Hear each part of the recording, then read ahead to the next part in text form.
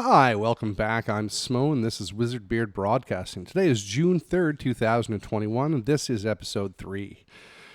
So this week, our American friends to the south had a long weekend so they could, have a somber day of mourning for Memorial Day to recognize their fallen soldiers in various wars. Up here in Canada, we've also had an impromptu somber period of mourning that we are currently still in. But late last week, the news broke that the bodies of 215 Native children had been found at a Canadian residential school in Kamloops, BC.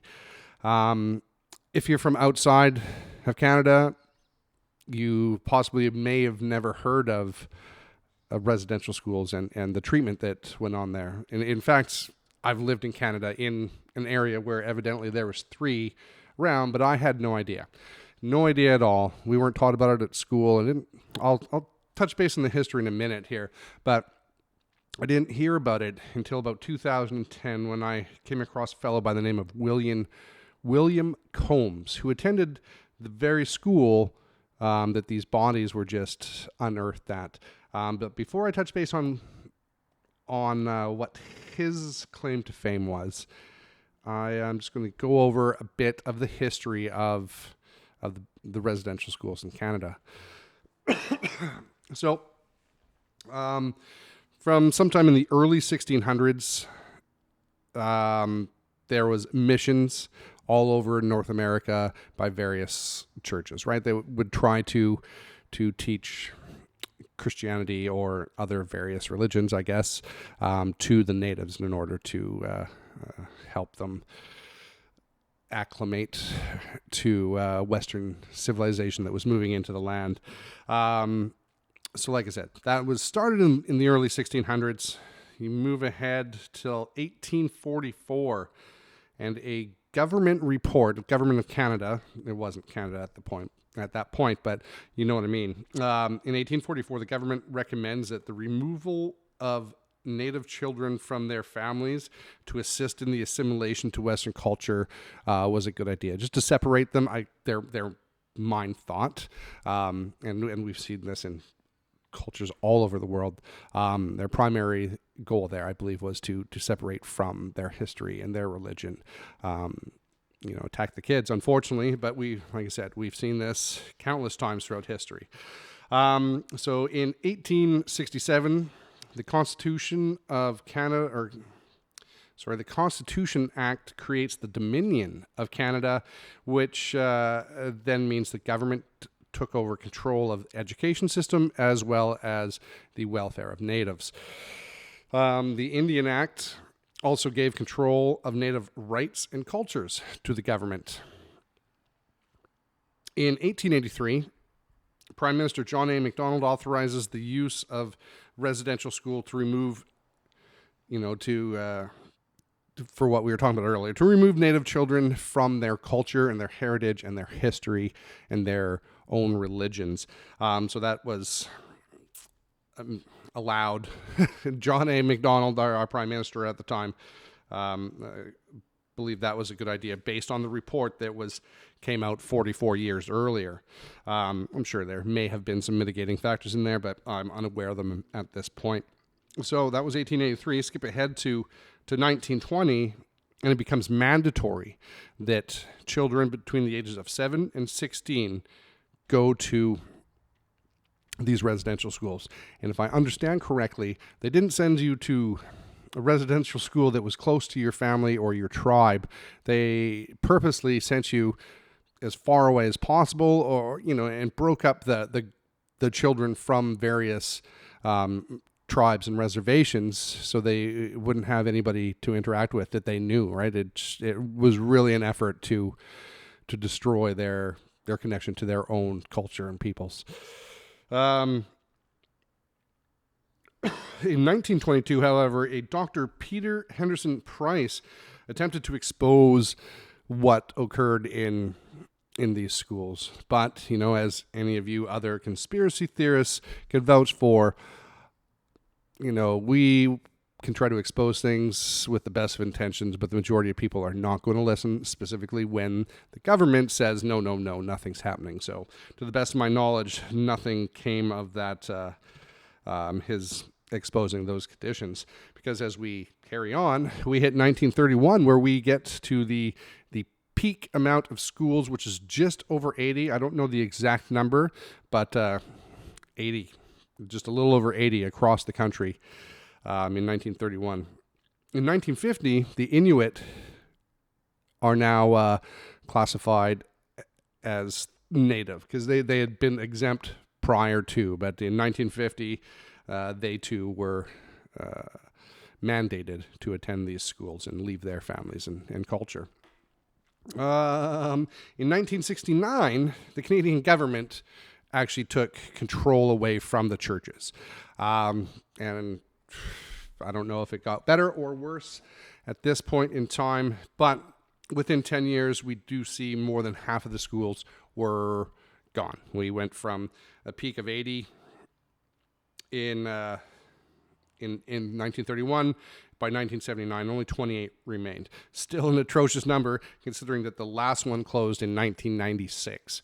I graduated in 94, so these things were still operating while I was in school. Like, I'm pretty sure that's why we didn't know about them, right? We didn't hear much until in 1990, a gentleman by the name of Phil Fontaine testified about the abuse he suffered while attending one of these residential schools.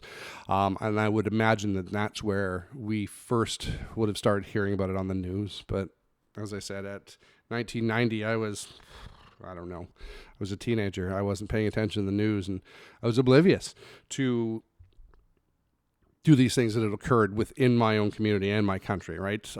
Completely oblivious. Like I said, I wouldn't come to discover it until I would say it was just around 2012 that I discovered a fellow by the name of William Coombs. That is William, and then Coombs is Coombes.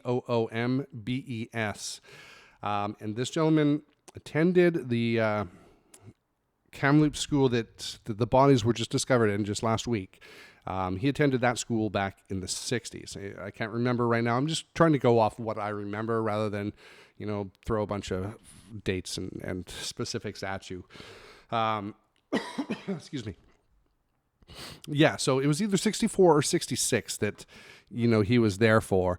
And in and around 2010, he came forward with a claim that in either 64 or 66, with no fanfare, the Queen of England and Prince Philip arrived at his school and chose 10 kids and took them on a day trip, but they never returned. So that was my first, I was chasing down this a little bit of information about the Queen getting, accusations of kidnapping, but, I learned a whole lot more. But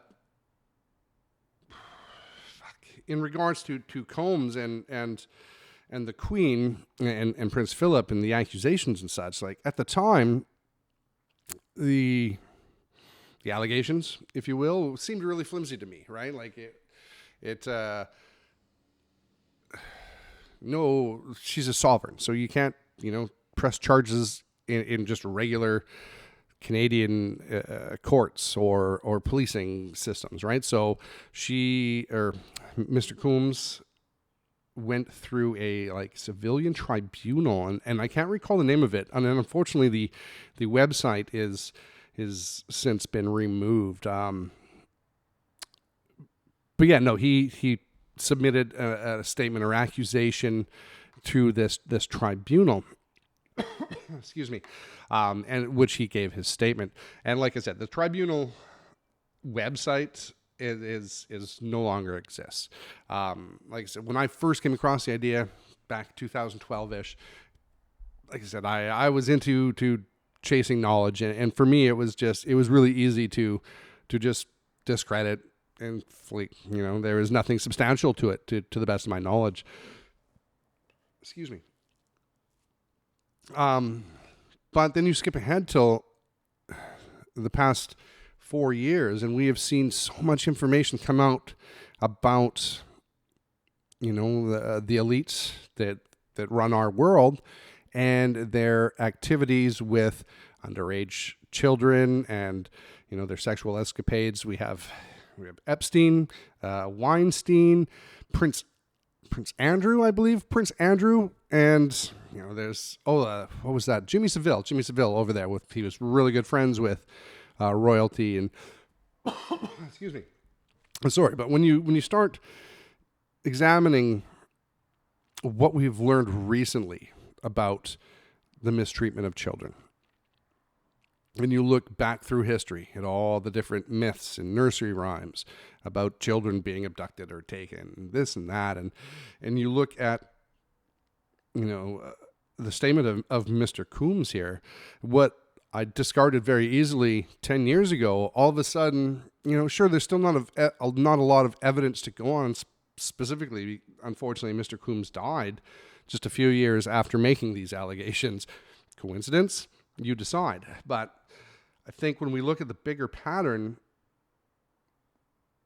I think there should be questions that we need to ask, more so than just the ones that people are already wanting to ask and, trying to address the racism. Yes, I'm not going to argue. I can see that there is racial motivations involved here, but I also think that there is something far more troubling, really, I guess is the best word. And I think this situation here, I haven't really seen much talk about it outside of our own country, which, is fair. The news probably isn't showing too many people.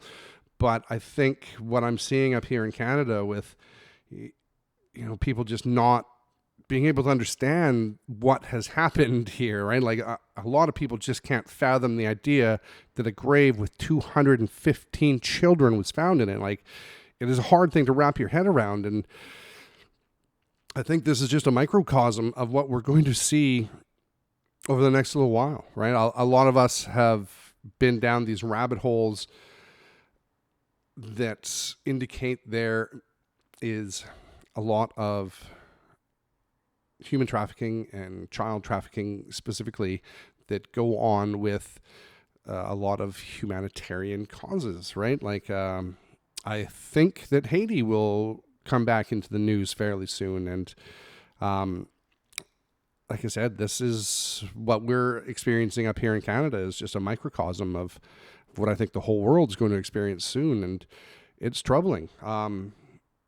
So I just want to, try to broach those two different subjects and get you thinking about the possibility like that this occurrence that we are currently in right now with the discovery of these children's, like I said, I think it's something much deeper and darker than just simple racism. And I think it's going to connect to a bunch of other very ugly marks on the history of humanity over the past couple thousand years. But again, I could ramble and ramble and ramble, but instead I would just, before I venture us out of here, I would ask that we just have a minute of silence for the children. If you'd join me, thank you.